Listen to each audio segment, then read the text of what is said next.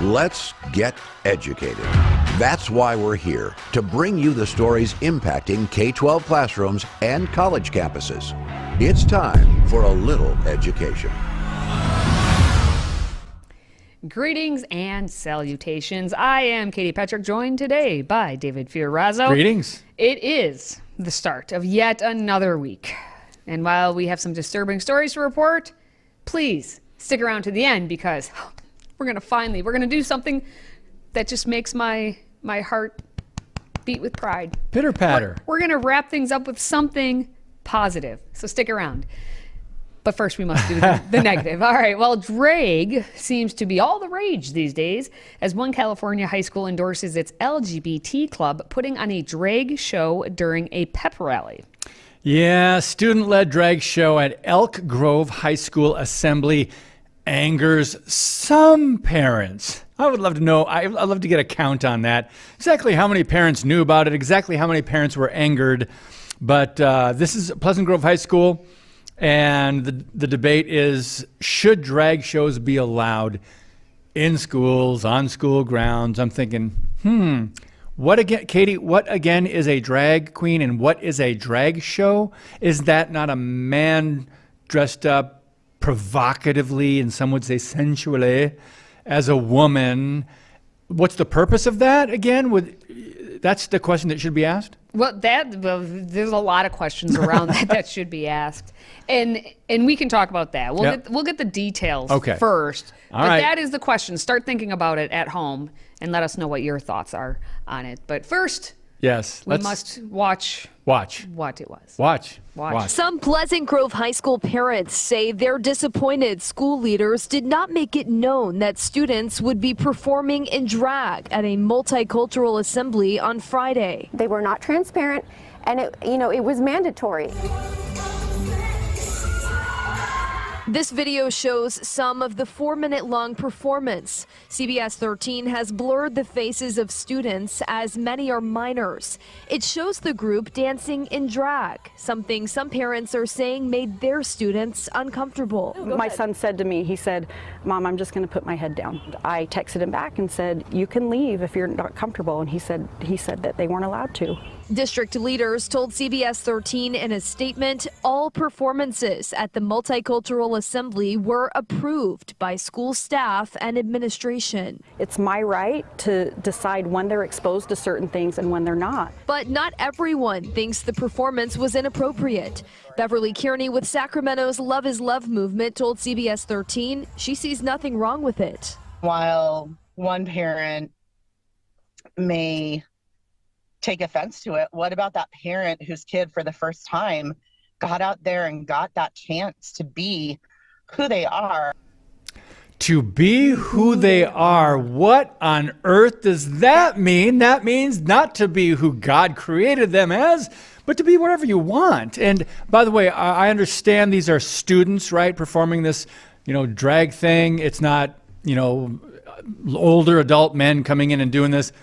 But it's the same concept. You're still mocking the God of creation, and parents should have known beforehand. And I like the way one parent used the word transparency. I'm not sure public schools know that word. I think it's been thrown out of the dictionary there. They know trans. Yeah, they know the trans know part. Transparency. Yeah. That's what it is. When I read the headline, read the story, watched the video, it makes you start to think in terms of what does it mean, like as that mom said, that they're able to, show who they are. Well, only in our public schools do we use that line of let the kids be who they are when it comes to drag, when it comes to LGBT, when it comes to anything of that narrative line. If a young Christian boy or young Christian girl said, I want to be who I am and express myself, so I'm going to stand up in front of this entire assembly of my fellow students and preach the word. I'm going to recite the 10 Commandments. I'm going to, even that, something simple. I'm just going to recite. You're out. Yes. Well, actually, they did that. They kicked God out. They kicked prayer out. They kicked the Bible out. So the 10 Commandments are in the Bible. Get out of here. You're expelled from government-run schools across the country. All right. And let's just, and this is where I'm taking this next. Where are you Let's going, take the Katie? debate off of it's drag queens Right. and Christianity, because we kind of put those as Yep. like the fight.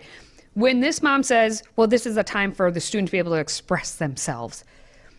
Again, they're only allowed to express themselves if it's something of the narrative. What if it's something simple like kids, each individual student has a different hobby. Each individual student has different things that they like. How come those are never represented in the school? And it can be something simple like, you know, the nerds that were me, of like, why couldn't I get to go and show who I am and be who I am? And something simple like me being left-handed.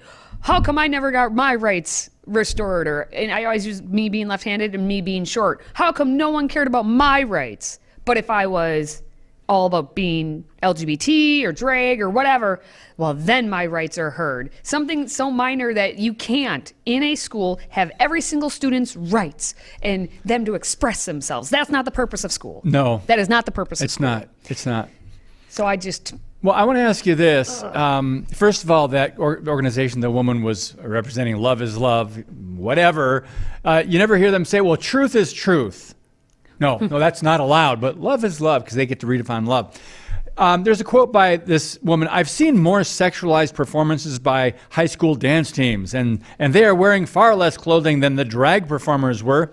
Katie Patrick, how do you respond to that? This is my other argument, Okay. or my other like consideration. And I want to know what other parents are suggesting out there. There is something different between, like, let's take it to the drag, not even the dance performers, but let's take it to and they usually do it at like talent shows, is like some of the group of guys, tends to be the jocks, are going to dress up in dresses and put on these crazy wigs and like kind of walk out there and do some silly skit. Everyone knows it's in jest. Yes, they're mocking. They're kind of not mocking trying it. to It's be kind of like who they ha are. ha ha. Everyone Right, knows. Right.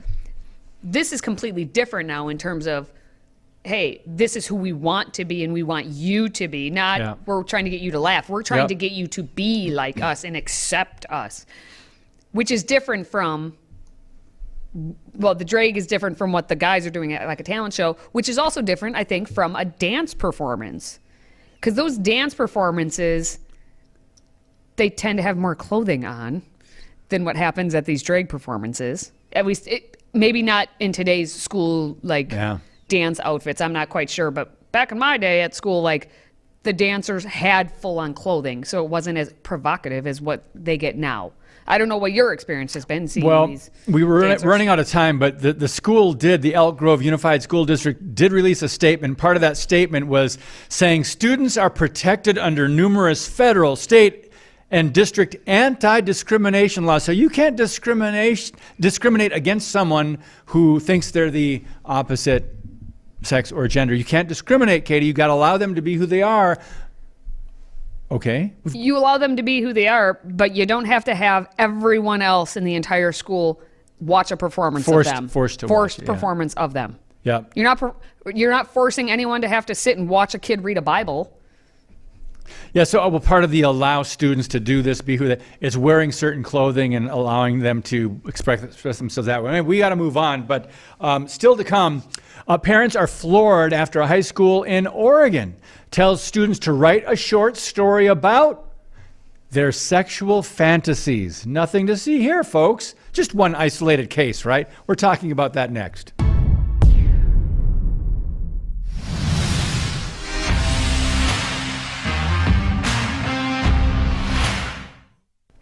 Yep. We have sexual fantasies now being a part of assignments at the high school level. This story is from Eugene, Oregon, in the Eugene 4J district at Churchill High School. And it was an assignment that was given to students who missed health class. So, moral of the story on this whole story is don't miss class, because you're going to get an assignment writing a short story about a sexual fantasy. Take a look. The assignment, called Fantasy Story, asks students who were absent to write a short story about a sexual fantasy to show that they can show physical affection without having sex. As Kendall said, the 4J district confirmed today that this assignment was indeed given to students. But after parents raised concerns last week, the district pulled the assignment from the syllabus and will not use it for grading. The assignment is part of a sex education program called Our Whole Lives, or OWL. We We reached out to the OWL program manager who sent us this statement. This assignment is an unauthorized, out-of-context adaptation of a facilitated group activity in Our Whole Lives Sexuality Education for grades 10 through 12, first edition, which is out of print. Okay. Out of context. That was out of context. Hey, it's first edition. And I'll get to a point, hopefully later on, about that whole thing. But first, here's specifically what the assignment said. It was titled Fantasy Story, and it asked students who were absent to write a short story of a paragraph or two, because in high school we don't teach how to write. Yeah. So a short story for them literally is a paragraph or two. If they can make it that far. Yeah. This story is a sexual fantasy that will have no penetration of any kind or oral sex. What? So it says no way of passing an STI, which back in my day was an STD, but they have to change it because disease and infection are two different things. Now, you will choose 3 items: romantic music, candles, massage oil, feather boa, flavored syrup, etc., to use in your story. Your story should show that you can show and receive loving physical affection without having sex. How is that an assignment that passed over the eyes of a teacher and then was assigned? How? You are an adult who hopefully can read. You are reading what you are assigning to your students. Are you not?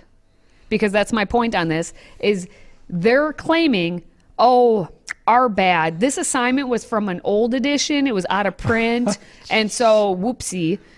But as you're going to see today, tomorrow, the next day, in a lot of the stories we tend to read about, the point is the teacher never is the one to come up with the assignment. These teachers these days do not do their own work. They do not develop their own questions or tests or anything to teach. They are just teaching from something else. Okay.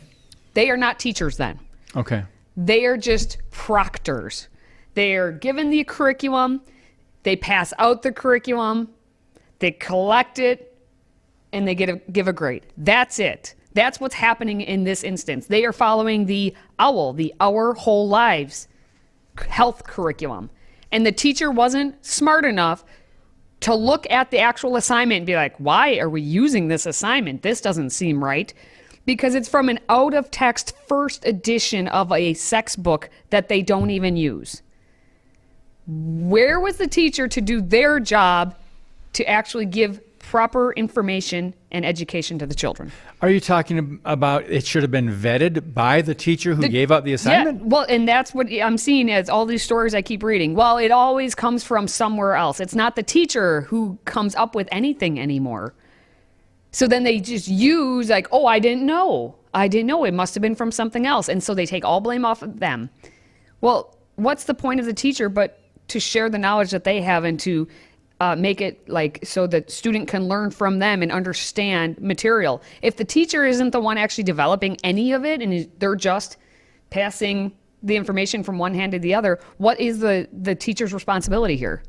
Who found out about this and how did this get exposed? Does that say that in the article? Well, the news people found out about it because there were students who passed it along to their family members. So parents raised the concerns.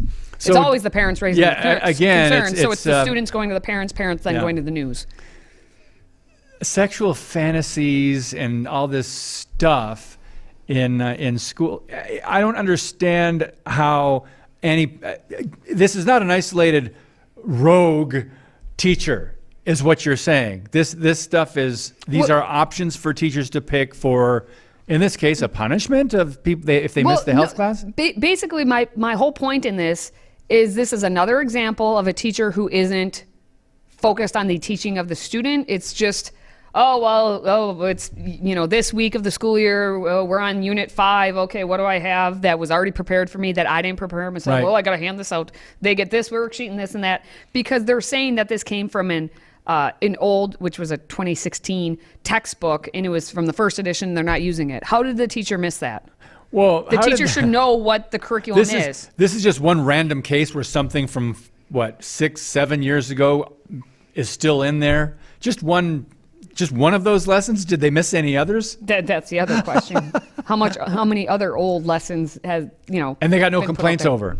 Well, hopefully they were less, I guess, graphic than this one.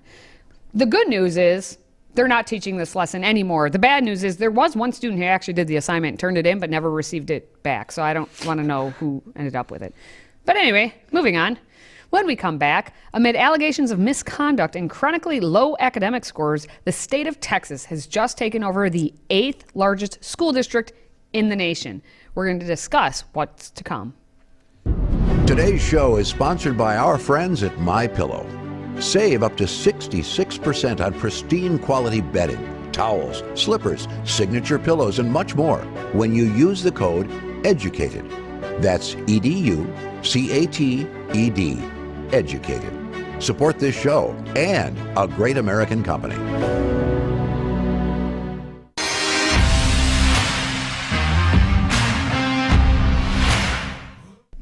If, in case you didn't know, everything is bigger in Texas, including bigger failures. Yes, What? Come That's what we're on. learning here. Here's what happened. we have the state of Texas. And in the state of Texas, they just released an announcement saying that there's going to be a state takeover of the 8th largest school district in the USA after allegations of misconduct by school trustees and chronically low academic scores hit their schools. Now, that district is none other than Houston Independent School District. It's either Houston or Austin. Yes, which now might have to change its name. It's not so independent. Okay. Anyway, let's take a look. Ultimately, a school board is responsible for the outcomes of a school district. After years of debates and even battles in court, the state is now taking over the Houston Independent School District. Ultimately, this is an action that is required by law that was set up to ensure that school boards and school systems were supporting all of their kids, not just some of them. The law Texas Commissioner of Education Mike Morath is referring to says the state has two choices: to take over a district or close a campus that fails 5 years in a row. HISD has had several struggling schools. There's a campus in Houston whose last acceptable rating was in 2011.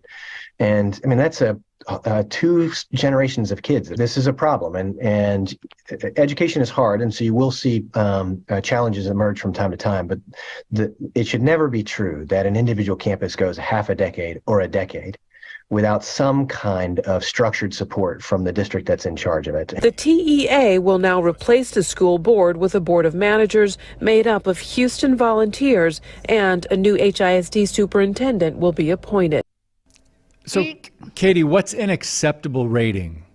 For them, Yeah. higher than whatever they've gotten. Since 2011? Yeah. So according to recent data district-wide, only 51% of high school students were proficient in reading, and Ouch. 52% were on level for math, which actually to me is like based on the national scores we tend to see. We always talk about proficiency in, reading and math, and it's at like 38% and like 36% and whatnot. But either way, still failing. What's interesting too, the failing grades triggered a state law that required the schools to close or install the board of managers to replace the existing district board members. So that's something that's on the books. It's not like, oh, we're going to decide now, Houston, we just want to take you over for Houston. We have a problem. I could have made that joke too. That we're going to take you over. It's like, no, this went into place because of that state law. So maybe other states, this is the question. Should the state take over these school districts? Or is it worse? We don't know in terms of what's happening in Texas here. Well, the state's better than the federal government, but the federal government is already in control. So if the state can take something back, I would say maybe that's a good thing. Maybe we'll have to see. The government officials did begin seizing, at least mobilizing to seize control of the district back in 2019 after 50 out of 300 schools within the district got a D or an F grade. Now, Wheatley High School reportedly received 7 consecutive unacceptable ratings, and dozens of other schools in the district got the D or the F evaluations. What's fascinating is the state has actually done this. Again, Texas, huge state, many school districts. 15 other districts this has already happened to, but clearly those are smaller districts than Houston, which is the 8th largest in the whole nation. Wow.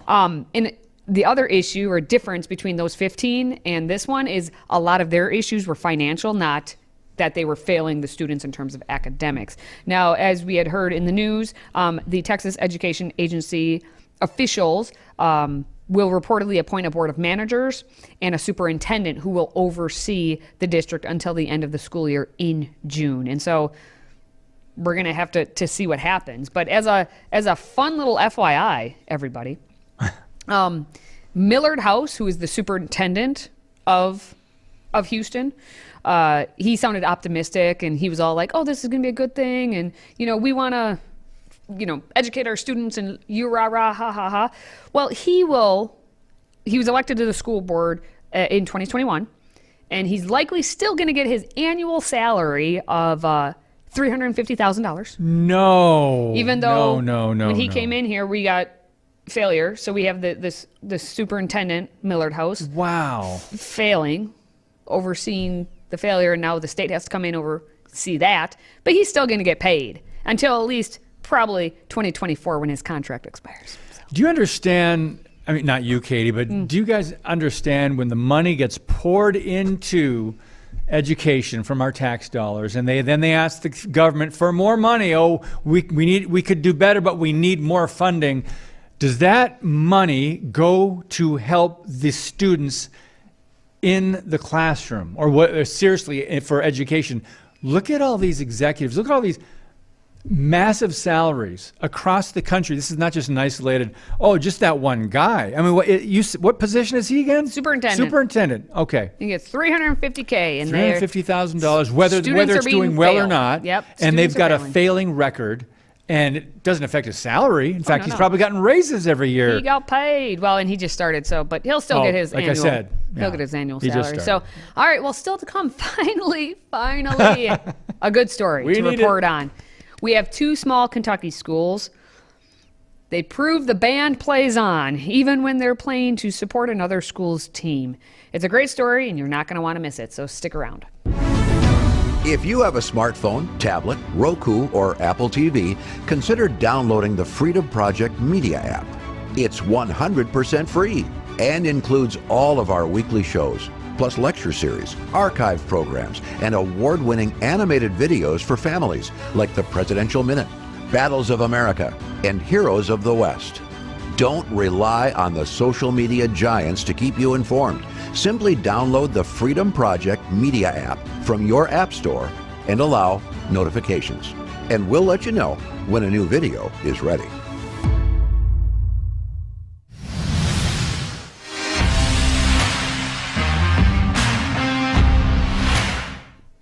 All right, this is a very interesting story. It happened in Kentucky, and a small high school basketball team went to a tournament.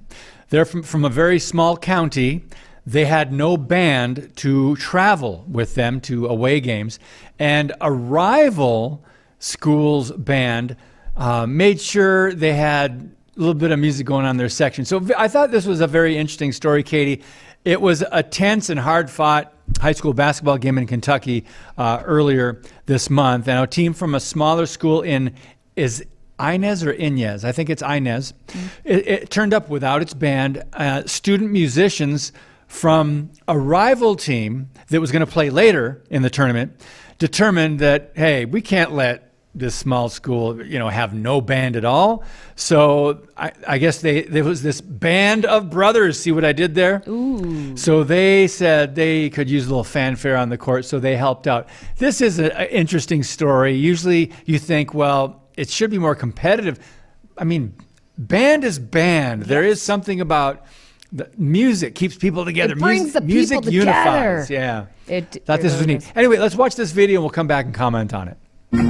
During the 15th regional tournament in Pikeville on March 4th, the Pike County Central High School band was setting up to cheer on its school's basketball team. Prior to Central's game, Martin County and Lawrence County were in a tight contest when students from Martin County started cheering. But they were cheering for the band. At that moment, buzzer, the game went to overtime. Once the game went into overtime, the students of Martin County started cheering for the band to play for them. Pike Central's pep band played throughout the overtime period. For a school, they could have played in the regional championship. But they didn't care because they were just excited for their team in that moment.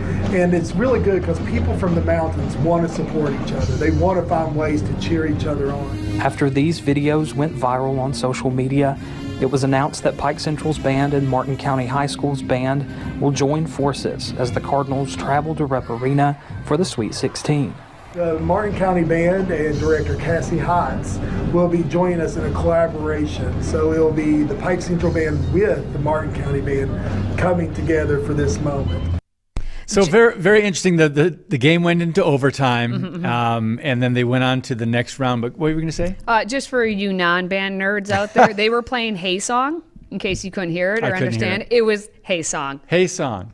Band nerds unite. Okay. That's the thing, and that's the whole point of this story is like music brings people together, right? And when you see a school out there, and what happened basically is some of the kids from the band were talking to some of the kids who were from the Mountain County High School team who were cheering on their players.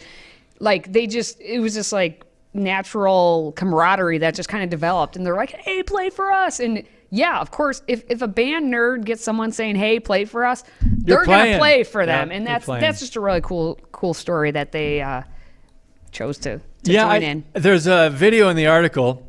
The video is the entire game. Yeah, you can watch the entire game. But it's fun to go and listen to the announcers. Oh, yeah, they were Man, are they from the mountains. Anyone from Kentucky, you are the most fun to listen to for basketball games, fun. apparently. The play-by-play. Play-by-play was great. I loved it. Yeah, Some was of us, fun. you get to hear our Youper talk. So now we get to hear your, I guess, mountain talk, as they said so. Yep, so it was an exciting game. Went into overtime. They won, the team without the band, and then they went on, and then they lost in the first round of the state tournament to a team that was 32-2 from Frederick Douglass. But that doesn't negate the fact that high school kids came together and showed us all what's important and helping others. Oh, there we go. This was bands supporting bands. Was this a new thing that was created, or I'm thinking it is? Yeah, it's a T-shirt. I didn't think that would have been around before this actually happened, but that makes sense now. Bands supporting bands. Yeah. Yeah. All right, well, if you're a band nerd, or if you're a fan of the show, yes, please, if you could, like, comment, share, if you're watching us, I guess. And shout out to our Kentucky friends. Media, yeah, Kentucky friends, hi. Well, for David and myself, thank you for watching, thank you for listening, and thank you for supporting what we do. Until next time, stay educated.